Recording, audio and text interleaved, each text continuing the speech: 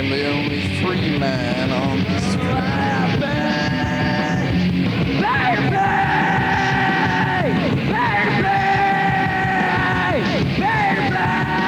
La Cinema et More did on its front page, but what I am wondering is, this has lots of rock and rollers that died, and the ones that die young become the most mythic.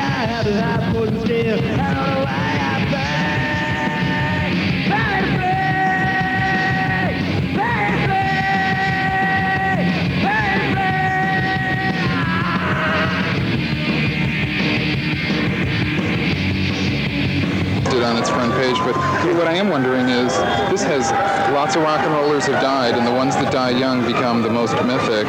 Right. But, you know, Jimi Hendrix, most people around here believe it was an accident, you know, just an accidental, you know, mixing of alcohol and barbiturates. Right. And, well, I think this is going to be another, this is going to be another, like, JFK thing. I mean, I've already heard so many conspiracy theories that he actually committed suicide in his house out in the suburbs and was brought back here and was arranged, or he was shot. I've heard so many things already. Yeah. Really? But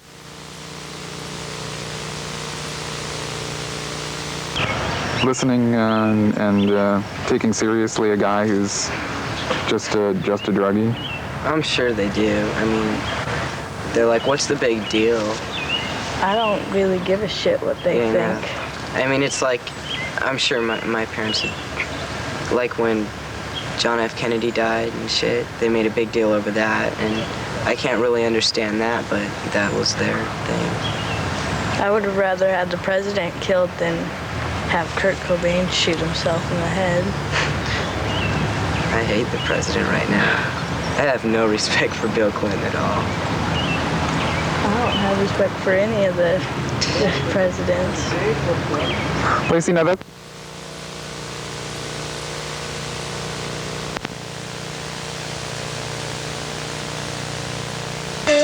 CNN. It's a slam dunk as we go one-on-one with Sean Puffy Combs at the New York Knicks game. Next on Showbiz Today.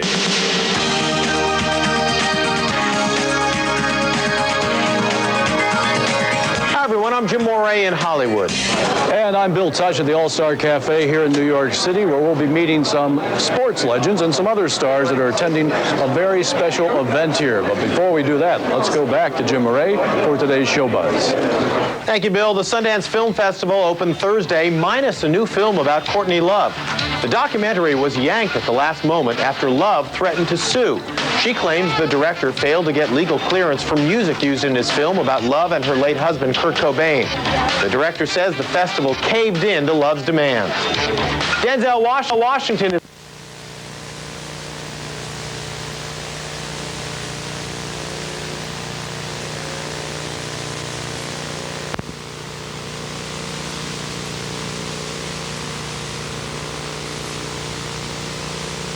Eight, 9, 10.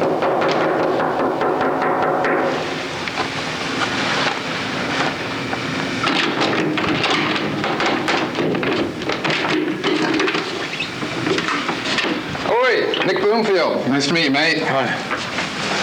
This must be your cameraman. How are you, cameraman? How do you do? You know, in my real life, I'm a documentary filmmaker as well. Oh, you are? Sure. Well, 170 hours of Kurt Wazam. I think that qualifies me, even though I'm in the video medium rather than the silver nitrate medium. Most of your programs been about Kurt Cobain? Oh, yeah. Well, that's 170 hours, yeah. All about Kurt Cobain? Oh, yeah. Well, subsequent to the death, you know. All right. In fact, as per your instructions, I brought one along. We can take a look at it if you like. Fantastic. We're here in the shadow of the terminal sales building, huh? I wonder who's watching us. Tell me what got you so interested in Kurt Cobain. You know what's over there, don't you? What's that? That's world headquarters. Of? Sub Pop Records. Sub Pop Records? The terminal sales building, world headquarters. Top floor over there in the terminal sales building. Do you think they had anything to do with anything? They had to do with signing him for the greatest debut record in rock history for $600. So, you know, are these guys straight shooters or what? I really don't know. But, I mean, are you familiar with the Bleach contract? Bleach was his first album, right, with Sub Pop. Right, and, you know, it's not a stretch at all to say that it's, you know, the premier, or, you know, let's just say it's a contender for the top debut album by any rock band in the history of the genre, you know. And he got 600. He got $600 for it, and it cost $606.15 to record. So Kurt was out $6.15 in the deal, you know. And there they are, top floor, terminal sales building. In fact, they used to have an ad that ran on Channel 22 that said Sub Pop World Headquarters, Terminal Sales Building, top floor. And they would show you part of the establishment there, and there were guys dressed up in devil costumes and that sort of thing, you know. Sounds fairly accurate. That they're devilish, you mean? Yeah. Well, getting a guy to sign for $600 for, you know, that sort of Tell me product. how your interest in his death or murder first arose. Well, you know, I had been doing the local television show for a year, and it's on political affairs and, to some extent, law enforcement affairs. And I've just, even in the short period of time that I looked into police affairs here in Seattle, I've grown pretty cynical about, you know, the propriety of a lot of the quote-unquote law enforcement activities around here, you know. So do you think the police were involved in his death in any way? Well, it's just that you can't trust their judgment, to say the least, you know. Which policeman in particular do you think I should talk to? Policemen won't talk to you, you know. I mean, I've never gotten any to speak to me on camera, you know. It's not something they do. It's not something they're required to do. In fact, they're very difficult about releasing information that they're legally required to release, you know. So, but the point is that if you're looking for a police conspiracy, you don't really need to look very much farther than just a conspiracy of laxity and ignorance, you know. Do you think he was murdered? Oh, absolutely. The program is called Kurt Cobain Was Murdered, and it's not a joke. In fact, for the first 8 weeks, it was titled, Was Kurt Cobain Murdered? So let me just ask you the obvious question. Who do you think murdered Kurt Cobain? It's far more productive to look at who's profiting from the death and who's done nothing about the strong evidence of homicide in the case, you know. Who do you think is profiting? Well, I'm not going to spell out the names for you right here. That would give me more problems than I could deal with. After all, I have to live in this country, and I'm subject to litigation and all the rest of it, you know. But can you give me a hint? Well, it's just obvious that, you know, one of the people who has to be looked upon with great suspicion is his wife, the widow, you know. I mean, not only is she in an extremely strong position financially because of the unexpected event of his death, but had he lived, it's not really difficult to imagine that she would be in an extremely weak financial position. Why do you think that? Because they were known to have had a prenuptial agreement, and a prenuptial agreement in the States means that, in the event of a divorce, there is a monetary payment which is prescribed very specifically, and it doesn't have anything to do with 50% of the family assets or anything else, So how do you think he was actually murdered? How do you think it actually happened? The killing, as it were. Well, there's a lot of ways to kill a person, There are thousands of ways to kill a person, but the one that has been ascribed to him officially is most distinctly and most certainly not the way that he died. Which is shotgun. It's the most distinctive form of homicide or suicide there is. How do you think he died before he was shot? I don't think he was shot at all. Oh. But wasn't there a bullet in his? There was no bullet? There was no bullet in the Vince Foster case, the president's aide, and that's been a real problem for the people who are trying to explain that one away, In Cobain's case, it's even more troubling because a bullet is very small and Fort Marcy Park is very large. On the other hand, a shotgun blast is a most distinctive physical occurrence and leaves its marks most undoubtedly, and none of those marks were present at the scene of the crime. So you don't think that he was. So you don't think he was shot by the shotgun at all? Are you quoting us at the same time? Of course. Oh, of course. That's part of the theory. That's why the name of the program changed from Was Kurt Cobain Murdered? On June 1st to Kurt Cobain Was Murdered. So in advance or something, How did you hear about it? Well, I just knew it was the show. It was the homecoming show. It wasn't hard to hear too much about that. But then she came out, and then when she realized that I was there, she had all these goons come out and clear away all the grunge girls.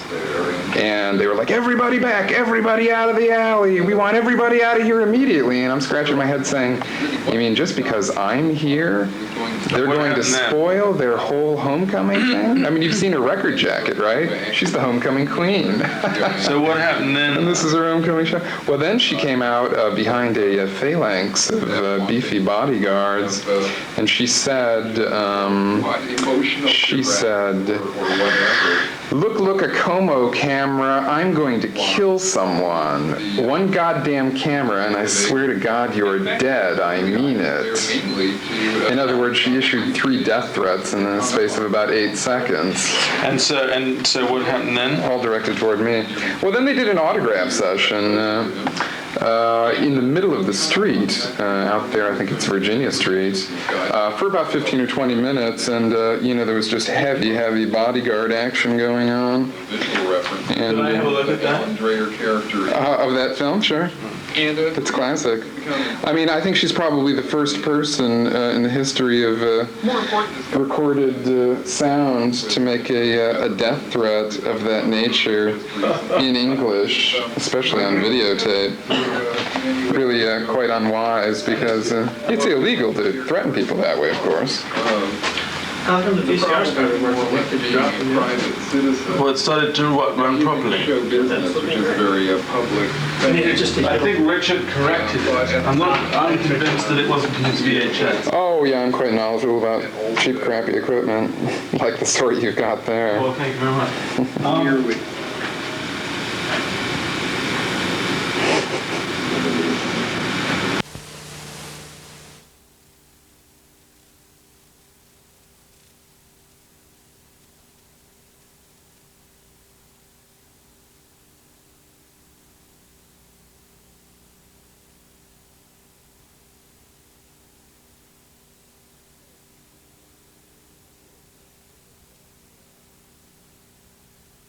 Well, good evening and welcome to the program. Let's get a close look at that item that the BBC filmmaker is toting around with him, the movie walker.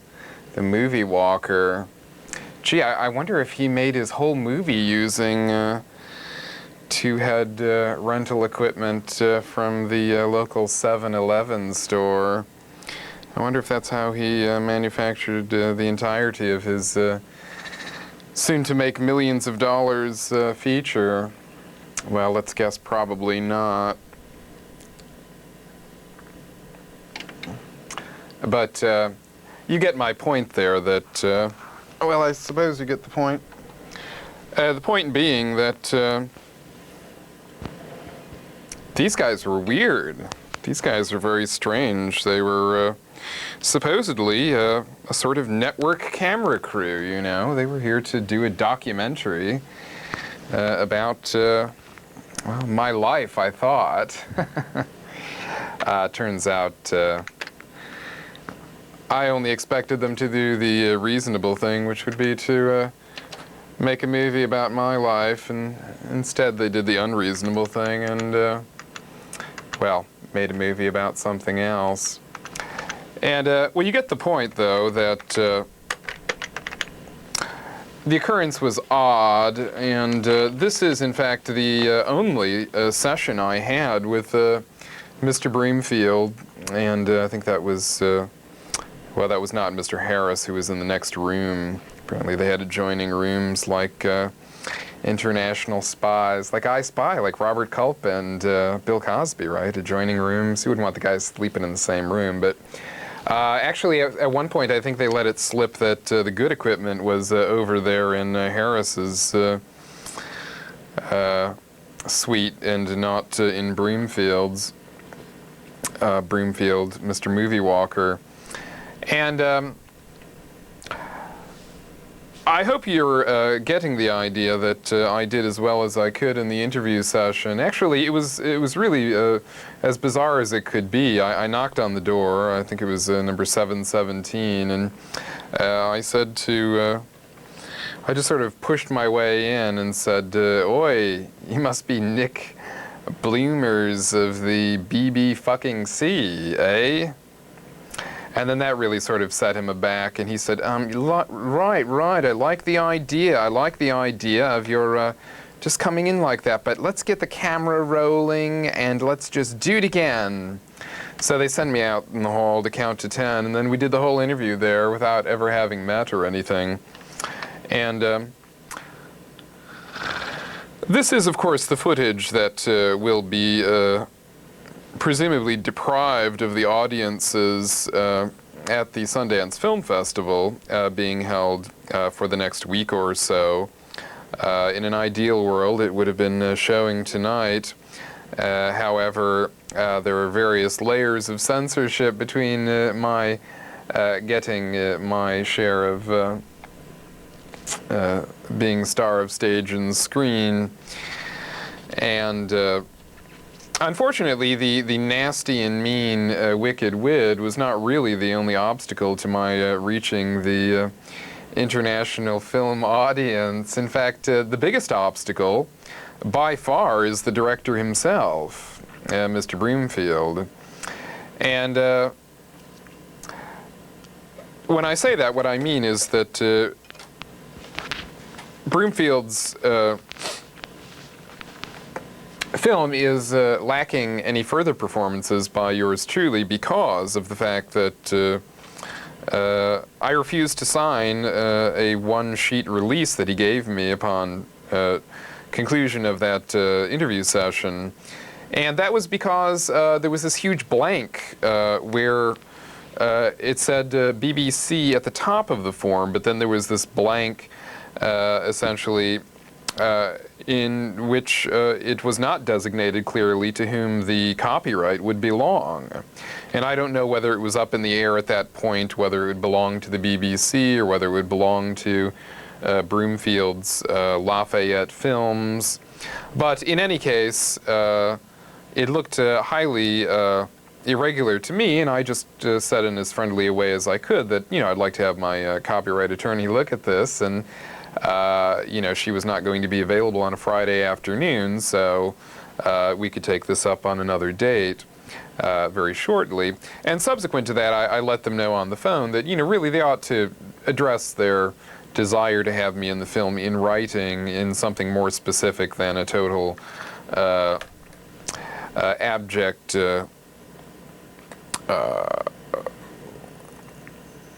agreement in which I had no rights whatsoever. And this results, presumably, in my having been excised from Mr. Broomfield's feature, although the immediate idea I had upon seeing that the film is now sort of out, getting out, or not getting out at Sundance, but in any case becoming really the biggest entertainment industry story this week, other than O.J., who's not strictly entertainment anymore, is he? So, O.J. gives his last great interview, and Courtney has yet to give her first great interview in which she addresses any of these issues, of course. And I bring all that up to say that some of this has been explained on the program before. I did a little monologue in front of my own camera out in the street after I left Mr. Broomfield at the moor there, and explained that, well, these guys are going to need a movie star to be featured in their movie, and where exactly are they going to get that movie star unless they go to yours truly? And given Mr. Broomfield's lack of abilities in the interview session there, and what I learned about him later in the evening, which is that I took a look at some of his films, which are unimpressive to say the least,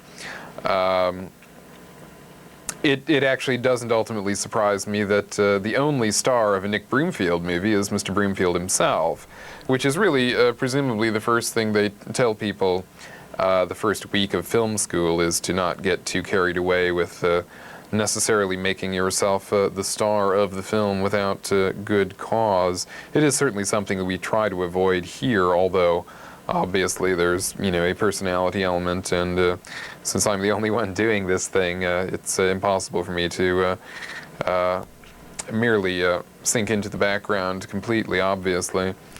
But it's not, I haven't said this before, I'm fairly sure, but it's really not outside of the realm of reasonable statements to say, and I think that, ultimately critical history will bear me out in this, that Mr. Broomfield is probably the worst film director in the history of cinema. I like documentaries. I like all documentaries. I saw ABC News was doing something the other night on giving some cameras to some Latin kings in Los Angeles, and I didn't even bother to watch it because I had seen this done on PBS a few years ago, and that really is the essence of cinema of the future. That is, that anybody wielding an 18-ounce Sony is likely to do better than Hollywood in recreating reality or communicating ideas or just about anything else that you might want to do with motion pictures and stereophonic sound. And the fact is that Sundance is not only a film festival, it's also a channel, and I'm quite well aware of that. On the other hand, the only way that you get into the Sundance circuit, and presumably their channel in cable, which I actually have no idea to what extent it reaches at this point, is through the film festival. Whether or not Ms. Love will succeed in squashing the success of the project in total is very hard to say, but there are a few things that you should be aware of. First of all, the business about this being squashed merely on a basis of copyright dispute is idiotic, and any news entity that reports it that way is obviously not giving you the full story. The two most contentious points in terms of music usage have to do with the Top of the Pops recordings, video recordings that were done of Ms. Love's band and Nirvana.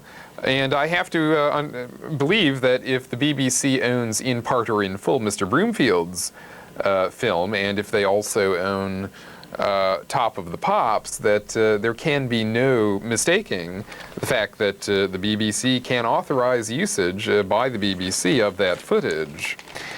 And also, you should understand, as is reported to some extent in this very lengthy piece in the New York Times on Friday, that there are other issues that got in the way. And my discussions with a representative of Sundance last week on Friday did bear out that the copyright thing is merely what they threw up at the end of the process. What really went on is that Courtney Love tried to squash this in terms of problems of the film making an allegation more or less of her being responsible for the homicide of her husband.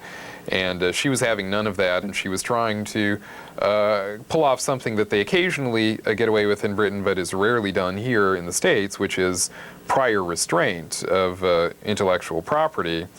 That is, barring something from being released on the basis that it's libelous, which she wasn't going to get away with, but she did get away with crushing it to some extent on the basis of a phony baloney copyright assertion. Really, there are multiple layers of censorship going on. There's Sundance, there's CLC herself, and then there is, foremost, Mr. Broomfield, who I think you'll see did not know the name of the Sub Pop record label when he bounced into town to start on this documentary, knew really nothing about Kurt Cobain except what he had read in a tabloid treatment paperback book from Britain. And if you think that his film is deserving of attention and success, wait till they finally catch up with what we've been doing here. It ought to make the all-time best reading list for British schoolboys, I think, far more so than Mr. Broomfield's work. Righty right. And thanks for joining us. We'll see you next week.